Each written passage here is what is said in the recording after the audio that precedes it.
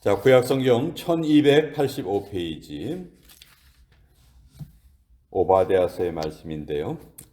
오바댜서 10절부터 16절까지의 말씀 우리 같이 읽도록 하겠습니다.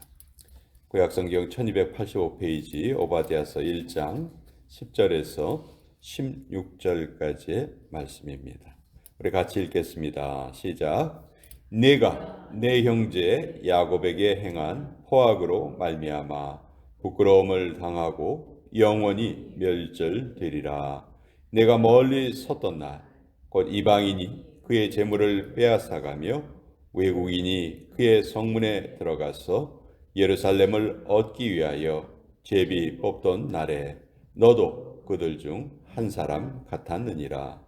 내가 형제의 날 곧 그 재앙의 날에 방관할 것이 아니며 유다 자손이 패망하는 날에 기뻐할 것이 아니며 그 고난의 날에 내가 입을 크게 벌릴 것이 아니며 내 백성이 환난을 당하는 날에 내가 그 성문에 들어가지 않을 것이며 환난을 당하는 날에 내가 그 고난을 방관하지 않을 것이며 환난을 당하는 날에 내가 그 재물에 손을 대지 않을 것이며 네 거리에 서서 그 도망하는 자를 막지 않을 것이며 고난의 날에 그 남은 자를 원수에게 넘기지 않을 것이니라. 여호와께서 만국을 벌할 날이 가까웠나니 내가 행한 대로 너도 받을 것인즉 내가 행한 것이 내 머리로 돌아갈 것이라. 너희가 내 성산에서 마신 것 같이 만국인이 항상 마시리니 곧 마시고 삼켜서 본래 없던 것 같이 되리라. 하나님의 말씀입니다. 아멘. 자, 오늘 우리가 읽었던 이 부분은 에돔이 유다에게 행한 죄악을 이렇게 쭉 나열하고 계시죠. 그러면서 이 죄 때문에 에돔은 멸망당할 것이다. 그것을 지금 예언하는 그 성경이 오바댜서예요. 구약 성경 중에서 가장 짧은 분량을 가지고 있죠. 이렇게 짧은 분량이 성경에 포함됐다는 것은 그 짧은 분량이 정말 너무도 중요하다는 말씀이거든요. 이 오바댜는 이름의 뜻이 끝에 이제 야자가 붙으면은 이것이 여호와를 의미하거든요. 히브리어에서. 앞에 오벳이란 말은 종이라는 뜻이에요. 그러니까 오바댜 하면 여호와의 종, 야훼의 종 그런 뜻이죠. 그러니까 이 부모가 이 오바댜의 이름을 지을 때 어떻게 보면 자신의 신앙을 자녀의 이름에 이렇게 고백한 것과 같다. 너는 여호와의 종으로 살기 바란다. 그런 뜻으로 오바댜라는 이름을 지어주었죠. 우리가 자녀들을 위해서 늘 열심히 기도합니다.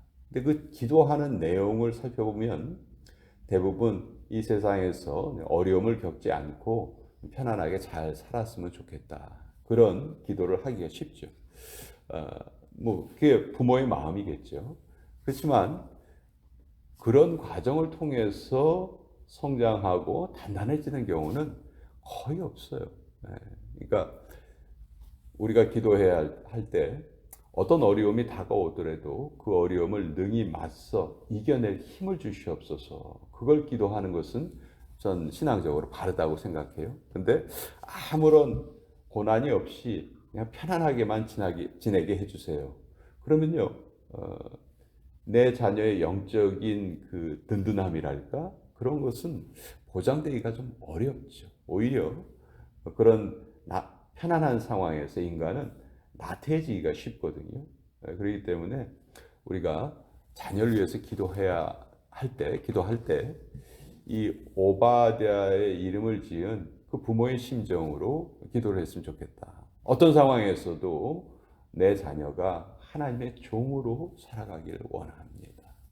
종의 삶은 결코 편안한 삶은 아니죠. 그렇죠? 종은 어떤 때는 하기 싫은 일도 해야 하고 어려움도 겪어야 하고, 그러나 그 과정을 통해서 결국 내 자녀의 영성은 계속 든든해질 것이고 더 하나님께 사랑받는 그런 모습으로 변화되어 갈 것이다. 저는 그렇게 생각을 합니다.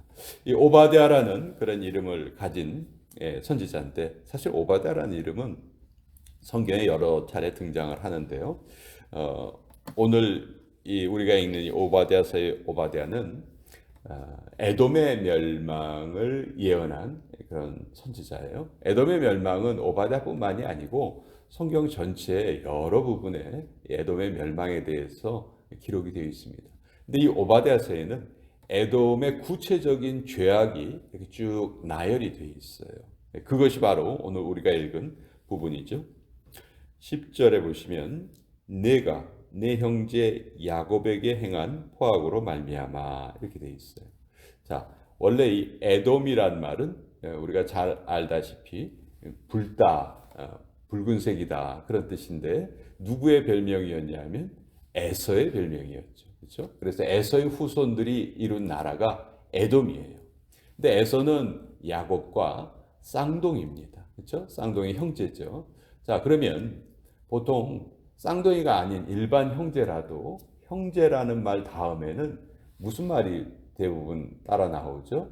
사랑이란 말이 나오고 서로 돕는다는 말이 나오고, 그것이 형제의 의미라고 할 수 있겠죠.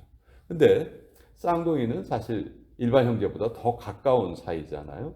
그런데도 불구하고 이 야곱과 에서와 야곱은 태중에서부터 싸웠다. 어머니의 뱃속에서부터 서로 먼저 세상으로 나가기 위해서 싸웠다. 그렇게 성경은 기록하고 있죠. 그 싸움이 평생을 계속됩니다. 그러니까 이 성경에서 이 야곱과 에서는 1차적으로 그 한 가정의 이야기지만, 넓게 보면 야곱과 에서의 이야기는, 에서는 육적인 사람을 대표하는 인물이고요, 야곱은 영적인 사람을 대표하는 인물이에요. 그러니까 어떻게 보면 하나님을 믿는 믿음과 그것을 방해하는 그 사람의 싸움이라고 볼 수 있겠죠. 근데 실제로 역사적으로 보면 이 에돔은 형제 나라임에도 불구하고 이스라엘을 여러 차례 방해했어요.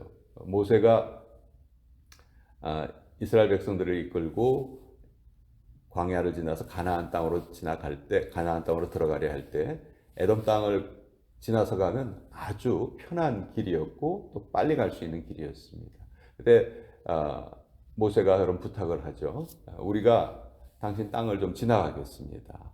혹시 우리가 물이 필요해서 물을 먹든지 하면 그 값을 다 치르겠습니다. 이렇게 부탁을 했는데 에돔이 그것을 단칼에 거절합니다. 근데 그때 하나님이 뭐라고 말씀하시냐면 에돔과 싸우지 말아라. 에돔은 너의 형제 국가다. 그러면서 다른 길로 가라. 그래서 모세가 오히려 이제 먼 길을 돌아간 적이 있었어요. 그때도 에돔은 이스라엘을 도와주지 않았어요. 형제 국가임에도 불구하고 도와주지 않았고요. 더 결정적인 것은 바벨론이 남유다를 멸망시킬 때 그것을 적극적으로 도왔던 사람들이 바로 에돔 사람들입니다. 그리고 바벨론이 유다를 멸망시킨 후에 그 황폐해진 곳에 이 에돔이 또 쳐들어와요. 그래서 그 바벨론이 휩쓸고 지나간 그 자리를 에돔이 또 쳐들어와서 또 약탈을 해갑니다. 그러니까 그 모습을 보시고 이제 하나님이 영원히 에돔은 멸망당할 것이다. 그것을 선언해 주시는 그 선언이 이 오바댜서의 말씀이에요. 11절에 보시면 네가 멀리 섰던 날 곧 이방인이 그의 재물을 빼앗아가며 외국인이 그의 성문에 들어가서 예루살렘을 얻기 위하여 제비 뽑던 날에, 이건 이제 바벨론의 침공으로 유다가 멸망당하는 그때예요. 근데 유다의 멸망 역시 하나님이 계획하신 거죠. 하나님이 이 방법이 아니면 유다가 정신 차릴 수가 없겠다 해서 바벨론을 막대기로 잠시 들어서 쓰신 그런 상황이거든요. 근데 그날에 너도 그들 중 한 사람 같았느니라. 에돔이 아주 적극적으로 그 남유다를 못 살게 굴었다 하는 거예요. 12절부터는 해서는 안 될 일을 했던 그 에돔의 이야기들이 쭉 기록이 되어 있습니다. 내가 형제의 날, 곧 그 재앙의 날에 방관할 것이 아니며, 방관해서는 안 되는데 너희는 방관했다. 아, 잘됐다. 박수 쳤다는 거죠. 유다 자손이 패망한 날에 기뻐할 것이 아니며, 기뻐해서는 안 되죠. 형제 국가인데. 근데 그걸 기뻐했다는 거예요. 예. 그 고난의 날에 내가 입을 크게 벌릴 것이 아니며, 유다가 고난을 당하는데 야, 이것이 우리에게 또 찬스구나 하면서 이들도 빼앗으려고 달려들었다는 거죠. 내 백성이 환난을 당한 날에 내가 그 성문에 들어가지 않을 것이며, 성문에 들어가서는 안 되는데 성문에 들어갔다는 얘기고요.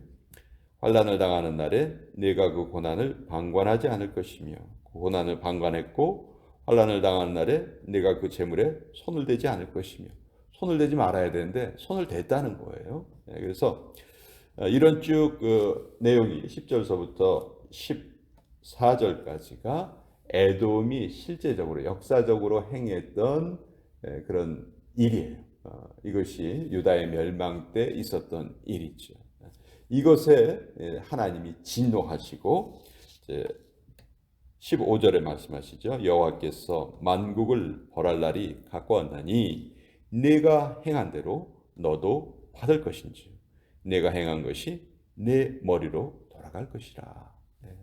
바벨론이 유다를 멸망시키고 나서 그때 자기들이 유다의 멸망을 도와주면 바벨론이 우리나라와 앞으로 친하게 잘 지내겠지. 아마 에돔의 생각은 그것과 같았을 것 같아요. 그런 생각을 아마 했던 것 같아요. 근데 불과 이 유다가 멸망당한 후에 2년이 채 지나지 않아서 이 에돔도 멸망을 당합니다. 사실 에돔은 그 세일산이라고 하는 아주 천혜의 요새와 같은 곳에 살고 있었어요.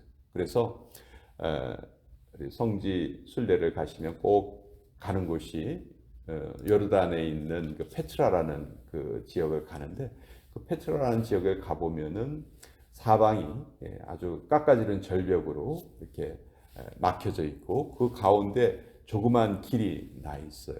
그래서 그 길만 막으면 그 에돔이 사는 그 지역을 들어가기가 너무너무 어렵거든요. 그래서 에돔은 아주 기고만장했습니다. 높은 곳에 살고 있었기 때문에 낮은 곳에서 침략하는 사람들은 배나 힘이 들고요. 또 그 좁은 길만 딱 막고 있으면 절대로 우리 적이 침략하지 못한다. 그렇게 아주 자신만만하고 있었죠. 그러나 결국 나중에는 그 에돔 사람 중에 한 사람이 배반을 해서 그 길을 열어줍니다. 그리고 결국 에돔이 바벨론에 의해서 멸망을 당하고, 유다는 나중에 하나님의 은총으로 다시 회복이 되죠. 70년 만에 바벨론에서 풀려나서 다시 돌아오게 되지만, 이 에돔은 그때 멸망당하고 나서 나라가 사라져버리고 말아요. 그냥 이두메라는 족속의 이름으로만 좀 남아 있게 됩니다. 근데 나중에 이제 신약 시대에 보면은 예수님이 태어나셨을 때 그 베들레헴에 있는 어린 아이들을 다 죽였던 그 헤롯이 요 이두메 족속이었던 것이죠. 그래서 로마가 이스라엘과 그 에돔 족속 간의 그 관계를 잘 알고 있었기 때문에 그 에돔 사람을 통해서 이제 이스라엘을 다스리려고 했던 것이죠. 그럼 유대인이 받는 그 고난에 대한 직접적인 원망이 로마에게 향하지 않고 에돔에게 향할 것이다. 그런 식으로 이제 로마가 통치를 하려 했던 것이죠. 그래서 아까도 처음에 말씀드렸지만 이 이스라엘과 이 야곱과 에돔의 이 이야기는 역사적으로 실제 했던 이야기고 또 1차적으로 이들에게 주신 메시지지만, 오늘 2차 독자인 우리 성경을 읽는 우리에게는 이 말씀이 하나님을 대적하는 자와 하나님을 잘 섬기려는 자의 계속적인 영적인 싸움을 뜻하는 것이다. 그러나 결국 하나님께서 누구와 함께 하시느냐? 하나님을 대적하는 자를 다 멸망시키고 하나님의 백성을 반드시 보호해 주신다 하는 것이 이 오바댜의 메시지예요. 그러니까 오바댜는 이 짧은 글이지만 어떻게 보면 성경 전체를 다 요약할 수 있는 그런 내용이고요. 또 오늘을 살아가는 우리에게도 항상 현재형으로 진행되는 그런 말씀이다. 또 오늘도 우리는 하나님의 백성으로 살아야 되겠다 하는 것을 또 이 말씀을 통해서 또 우리가 깨닫게 됩니다. 자, 오늘 이 말씀 같이 나눠봤고요.